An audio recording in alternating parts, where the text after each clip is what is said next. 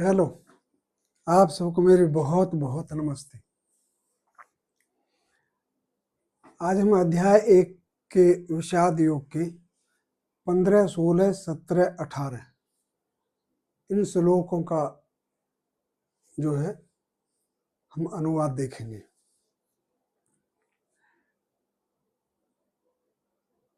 दरअसल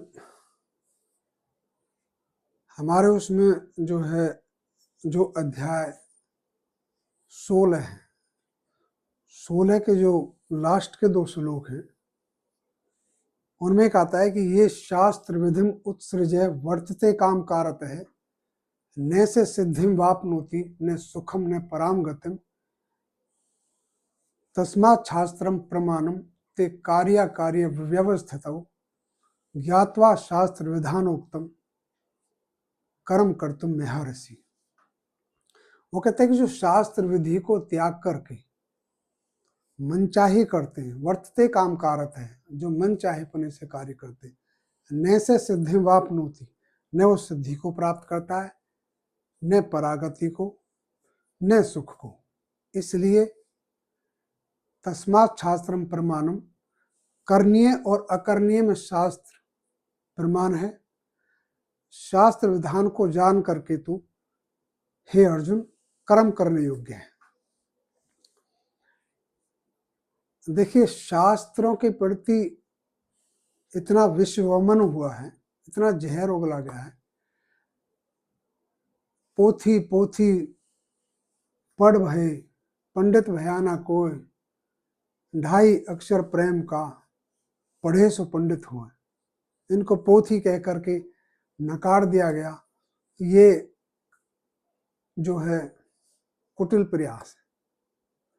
हमारे यहाँ पर एक महान समृद्ध हमारा शास्त्र है, साहित्य है, वेद हैं, दर्शन हैं, उपनिषद हैं, पुराण हैं, महाभारत है, रामायण है, हमारे कितने ही पंचतंत्र है, नीतियां हैं, विदुर नीति है, नीति शतकम है, चाणक्य नीति है। इतना है कि जो है इवन कहा गया कि महाभारत को घर में नहीं रखना चाहिए, लड़ाई हो जाती है। क्या क्या बेतुके तर्क हैं। शस्त्र और शास्त्र, शस्त्र और शास्त्र में आ का फर्क है सिर्फ। गुरुकुलों में शास्त्र विद्या के साथ साथ शस्त्र विद्या सिखाई जाती है। ये 2 चीजें ही किसी भी राष्ट्र को दृढ़ बनाने के लिए ये ऊपर की ओर ले जाने वाले हैं। ये उत्कर्ष परक है। शस्त्र और शास्त्र, शस्त्र से शास्त्र की रक्षा होती है। शस्त्र क्षत्रिय, क्षत्रियत्व, शास्त्र ब्राह्मणत्व, ब्रह्मत्व, ब्रह्म को जानने वाले। ये दोनों रास्ते, देखिए, हर आत्मा एक अनंत यात्रा पे, और हर आत्मा एक आनंद की खोज में। कोई भी जो बुरा कर्म करता है वो भी आनंद की खोज में, आनंद के लिए ही करता है। शास्त्रों का जानना हमारा लक्ष्य नहीं है। शास्त्र के द्वारा सत्य को जानना वो हमारा लक्ष्य है। कहीं से भी हो, कैसे भी हो, सत्य को जानना और हमारा उस अनंत यात्रा में उस परमात्मा की प्राप्ति हमारा ये लक्ष्य है। तो आप जो मैं बता रहा हूं आप सुने, नहीं सुन सकते खुद पढ़ें, पढ़ नहीं सकते, सुन नहीं सकते, आप इसको आगे फॉरवर्ड तो जरूर कर दें। तो चलिए हम आगे चलते हैं। 15वां है, पांचजन्यम हृषिकेशो देव दत्तम धनंजय पौंड्रम ददमो महाशंखम भीम कर्मा विरोकोदर है। पांचजन्यम हृषिकेश है, देव दत्तम धनंजय है, पौंड्रम ददमहु महाशंखम भीम कर्मा विरोकोदर है। भीम कर्मा विरकोदर है। वृक कहते हैं भेड़िया और कौवे को भी जो है वृक आ जाता है, क्योंकि बहुत खाने वाले और जो है तीव्र पाचन शक्ति से युक्त होते हैं। तो भीम का भी वृक उदर है, उदर था वृक के समान, जो उसको बहुत भूख लगती थी और बहुत खाता था और उसकी पाचन शक्ति बहुत तेज थी, इसलिए भीम को विरकोदर भी कहा है। 5 जन्म ऋषिकेशो देव दत्तम धनंजय है, पौंड्रम दत्तमो महाशंखम भीम कर्मा विरकोदर है। ऋषिकेश है, ऋषिकेश कृष्ण ने 5 जन्य धनंजय अर्जुन ने, देव दत्तम देवदत्त, भीम कर्मा विरकोदर है, भीम कर्मा भीम ने, पौंड्रम महाशंखम पौंड्र नामक महाशंख बजाया। कृष्ण ने 5 जन्य, अर्जुन ने देवदत्त और भीम कर्मा भीम ने पौंड्र नामक महाशंख बजाया। ये उसी का वर्णन चला जो युद्ध में शंख और नकारे, ढोल, मृदंग, नरसंगे का जो तुमुल घोष होता है, शब्द होता है, उसी का ये वर्णन है इसमें। ये चीज जो इतिहास का वर्णन है, ये दूसरे चैप्टर के 10वें श्लोक तक चलेगा। 11वें में फिर वो आ जाता है अशोचान शोचस्तम प्रज्ञावादांश भाषा से गतासून से नानु शोचंती पंडिता। वहां से वास्तव में जो उसका उपदेश है, श्री कृष्ण का जो गीता का जो उपदेश है, जो वास्तव में शुरू होता है, वो दूसरे चैप्टर से 11 शुरू होता है। ये अभी इतिहास है, तो इसलिए इसमें सिर्फ इतना ही है कि वो जाना जाए कि वहां पे कौन कौन था, क्या क्या कैसे कर रहा था। 16वां अनंत विजयम राजा कुंती पुत्रो युधिष्ठिर है, नकुल है सहदेवश्च सुघोष मणि पुष्प।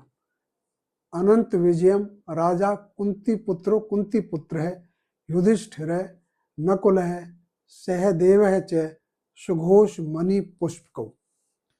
कुंती पुत्र राजा युधिष्ठिर ने, कुंती पुत्र राजा युधिष्ठिर है, कुंती पुत्र राजा युधिष्ठिर ने अनंत विजयम अनंत विजय नामक, और ये अपनी तरफ से है वाक्य को पूरा करने के लिए, नकुल है च सहदेव है, नकुल और सहदेव ने सुघोष मणि पुष्पक, सुघोष और मणि पुष्पक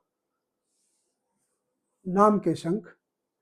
तो ये जो है राजा कुंती पुत्र राजा युधिष्ठिर ने अनंत विजय नामक, और नकुल और सहदेव ने सुघोष और मणि पुष्पक, नकुल ने सुघोष और सहदेव ने मणि पुष्पक नाम के शंख बजाए। 17 काश्यश्च परमेश्वास है, शिखंडी च महारथ है, धृष्ट धुम्नो विराटश्च सात्विकिश्च पराजित है।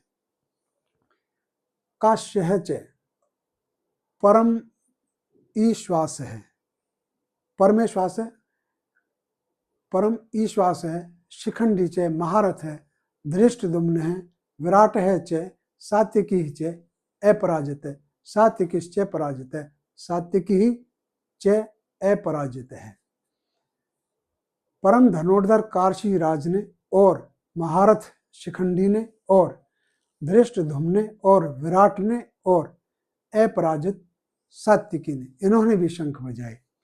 परम ईश्वास है काश्य, ईशु होता है धनुष।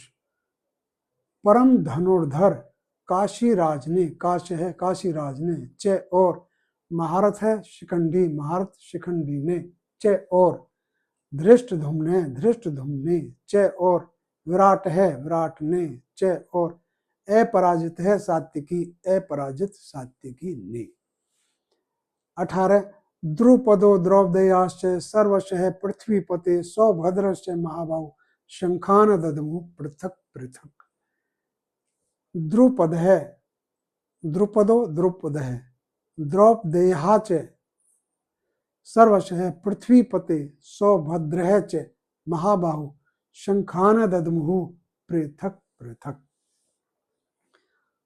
द्रुपदो द्रौपदेयाश्च सर्वश पृथ्वीपते, सौभद्रश्च महाबाहु शंखान ददमुहु पृथक पृथक। राजन द्रुपद ने और द्रौपदी के पुत्रों ने और महाबाहु अभिमन्यु ने, यानी सौभद्र सुभद्रा के सौभद्रा के पुत्र ने, सुभद्रा के पुत्र ने, अभिमन्यु ने, सर्वशः इन सब ने, यानी अपने अपने स्थान पर अवस्थित होकर इन सब ने शंखान, शंखों को पृथक पृथक अलग अलग दधमु बजाया।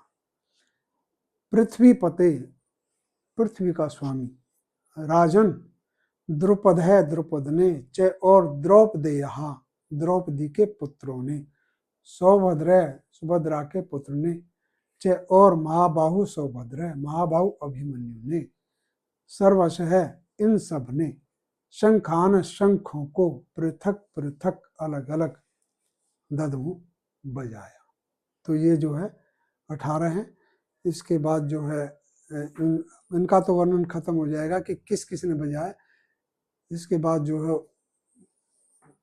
वो है कि स घोषोधार्थ राष्ट्रान जो है इसका हम आगे करेंगे। तो इसी के साथ आप सबको बहुत बहुत नमस्ते।